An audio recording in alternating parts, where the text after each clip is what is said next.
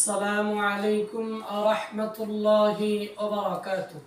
আলহামদুলিল্লাহি রাব্বিল আলামিন ওয়াল আকিবাতু লিল মুত্তাকিন ওয়াসসালাতু ওয়াসসালামু আলা সাইয়্যিদিল আমবিয়া ওয়াল মুরসালিন।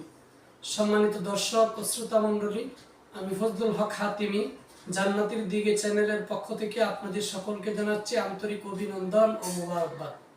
আজ আপনাদের সামনে হাজির হয়েছি আইয়ামে বীজের রোজার ফজিলত নিয়ে। তিরমিজি শরীফের 761 নম্বর হাদিস, আবু যর রাদিয়াল্লাহু তাআলা আনহু থেকে হাদিসটি বর্ণিত।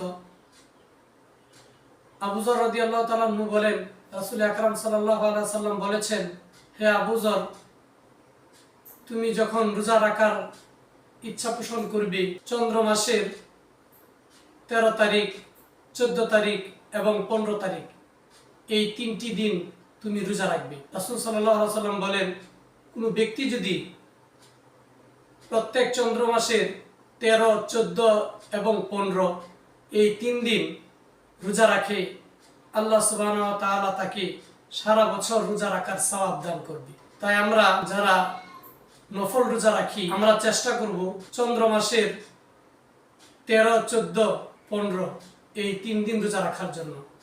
তাহলে আমরা বুঝতে পেরেছি আইয়ামের বীজের রোজা 3 দিন রাখতে হয়।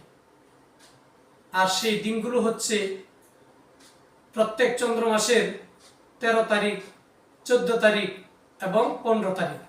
এই 3 দিন কোনো ব্যক্তি যদি রোজা রাখে, তাহলে আল্লাহ সুবহানাহু ওয়া তাআলা তাকে সারা বছর রোজা রাখার সওয়াব দান করবে।